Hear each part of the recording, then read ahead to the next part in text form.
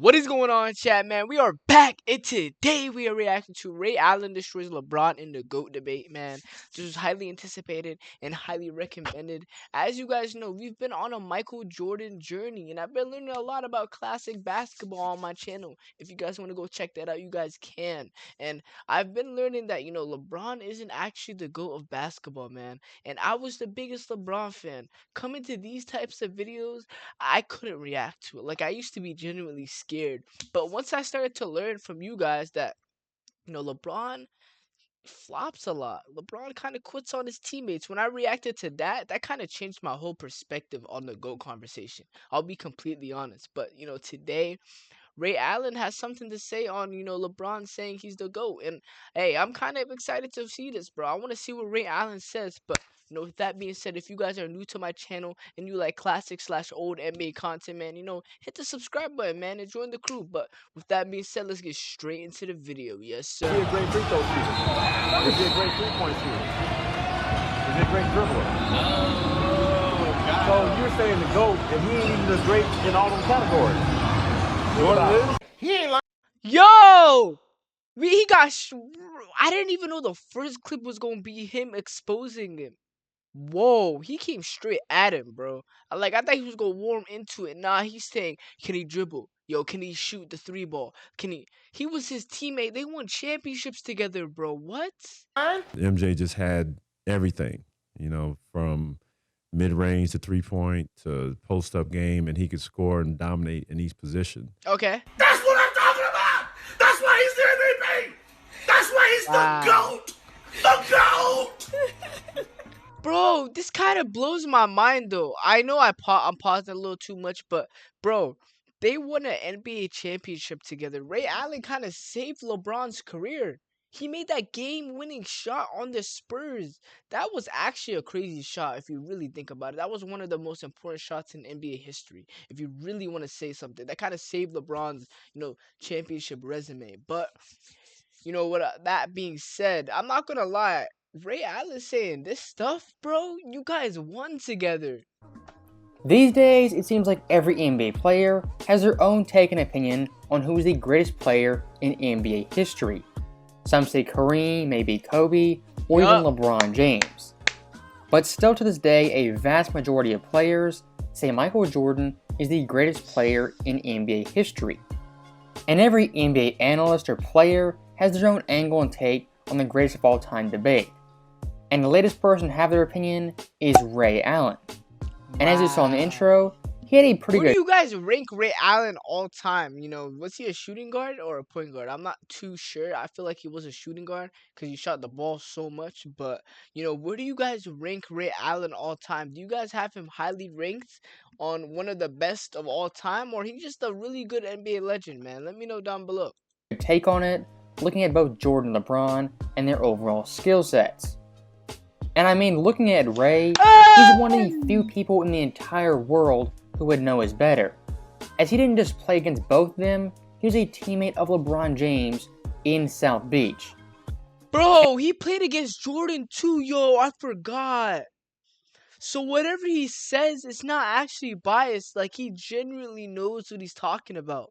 Oh my gosh. And looking at Ray's overall point, he was mainly Whoa. looking at skill as well as overall talent. But in the greatest of all time debate, accolades, championship, the player's peak and longevity, those things also matter. But for this video, we're going to look at purely skill and compare both Jordan as well as LeBron. As Ray very clearly says, Jordan, his prime, was damn near flawless and easily more skilled than LeBron James. And looking at Easily way more skilled than LeBron James. Easily. Key word. That's a key word right there. Bro, oh my gosh. Alright, okay. Jordan's prime and his overall peak, from 87 to 93, he was an absolute monster. When it came to the playoffs, averaging 35 points, 7 assists, 7 boards, he won 3 straight titles, 5 total MVPs, and his shooting splits were definitely very impressive, shooting 50% from the field, 36 from 3, and 83 from the line. And one very common myth among NBA fans is that Jordan couldn't shoot the outside shot and make threes consistently. But like I showed you guys, when it came to the playoffs, People generally say that though, but like he did kind of prove everyone wrong by making 6 threes in a playoff. I mean, in a finals game, right? If I believe that was a finals game in one half. He set the tone right there. If you were to say something called setting the tone, that's what you call setting the tone, bro. for a 7-year stretch, he shot 36% from deep. And looking at his best shooting run, that would be in 1993, where he shot 38.9% on nearly 4 attempts. When teams made a prime Jordan shoot from deep, he was consistent in the 35 to 39% range. And one thing I do want to note, when it came to three-point shooting, Jordan in the playoffs got better compared to the regular season. And when it came to the NBA Finals during his peak, he shot 42.1%.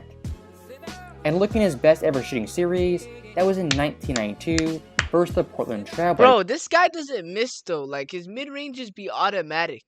Like if I wouldn't be surprised if he averaged like a 60% from mid-range, bro. Like I'm so serious. What I started to see from my Jordan journey that this guy does not miss threes, bro. Not threes, mid-ranges, cause them, bro, those are automatic. And for this series, everyone knows Jordan was challenged to shoot the three. Now for Portland, that game plan worked very poorly, as in Game 1, he had 6 threes and 35 points. And looking at the entire series, his shooting splits were off the charts, shooting 43% from 3 and 89% from the line. That series right there is quite literally proof. When you force Jordan to shoot threes, he shows up and he knocks them down. Now compared to LeBron James in his career, many teams have exploited him for not having an outside shot. You can look at the Celtics in 08 and 2010, Dallas in 2011, and even the Spurs in 2013, as well. I feel like LeBron not being able to shoot very consistently was the reason to why he was losing so much, chat. Like genuinely. Because bro, if they're leaving you open because they don't think you can shoot the three or the midi or foul you to make shoot your free throws and stuff, bro. That's a key thing, bro. LeBron, you gotta, bro. If LeBron had a good three, like on a Klay Thompson type of vibe, bro, hey, you could have won more championships, I feel like. 2007. And looking at LeBron's absolute peak, from 2012 to 2018, he had some pretty major flaws in his game. He still put up great stats, averaging 30 points, 9 boards, 7 assists, on 51, 34, and 74 splits. Wow. But looking at his overall game, the most glaring flaw was his free throw shooting, especially late in games. As during his 7-year peak, when it came to fourth quarter free throw shooting, he shot 75%, which is around average, compared to Jordan, who in his career shot 82 points. Bro, I'm surprised Jordan's is not at a 90 though. Like, I'm very surprised. I've seen Jordan miss a free throw once before, but I feel like, I thought he would have around like a Curry type of vibe. Curry, not as high as Curry, because Curry's a phenomenal shooter, but I don't know. I feel like maybe if he was in this era, he'd average more of a better percentage, 9% on free throws in the fourth quarter, nearly 8% higher than LeBron James. Woo! And looking at his overall career, his free throw shooting is pretty abysmal, never being above 78%, having multiple years below 70, and a career average of 73.4%. And I'm not joking when I say this, you could probably make a 10-minute long mixtape of LeBron missing clutch and crucial free throws. That's clutch and crucial free throws. Bro, what? You could make a montage about that? A 10-minute video? Oh my. I ain't gonna lie, if I was to react to that, I'd probably shed a tear. Realistically. how bad he is late in games.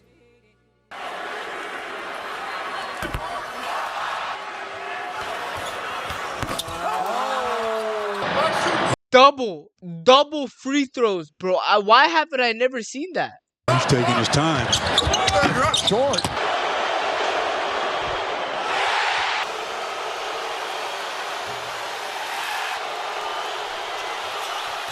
Bro. Are you kidding me?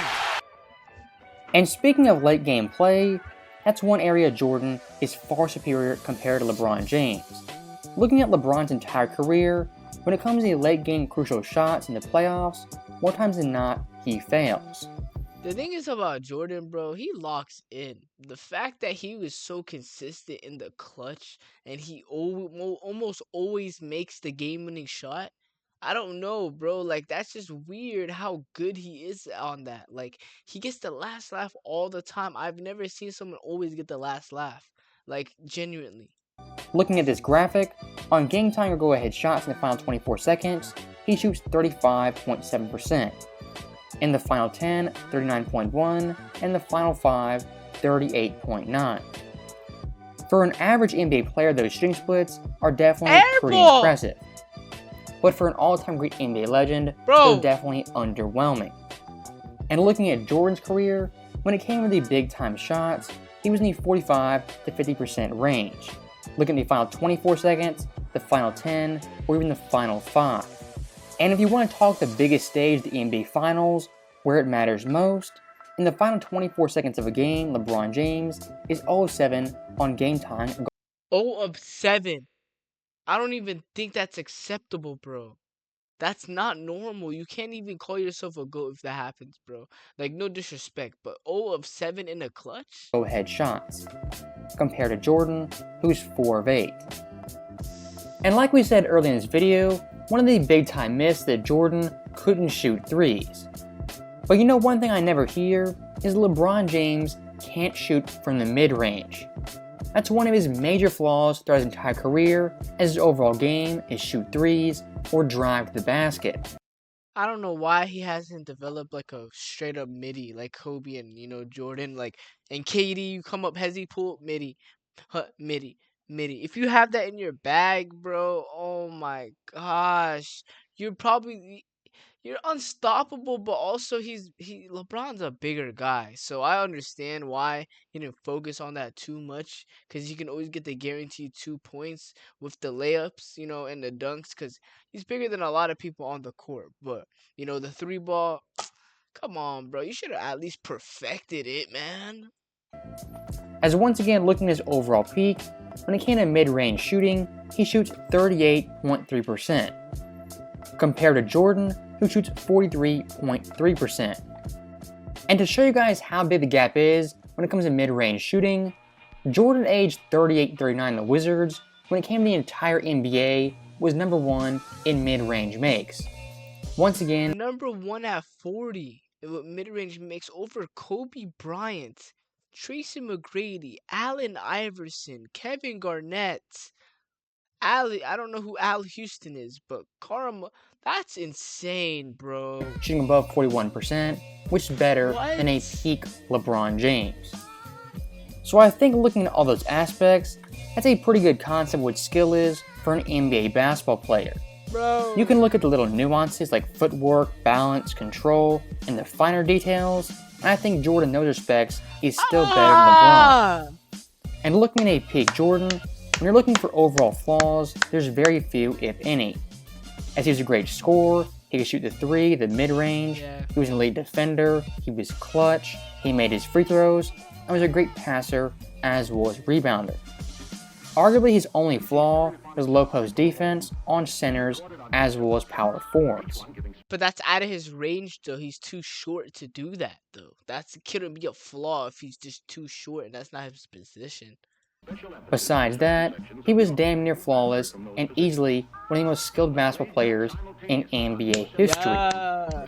And look, LeBron James in his own right, he is very skilled and he is spectacular. But if you ask someone on the street, who is the most skilled basketball player of all time, I guarantee you're not going to hear LeBron's name.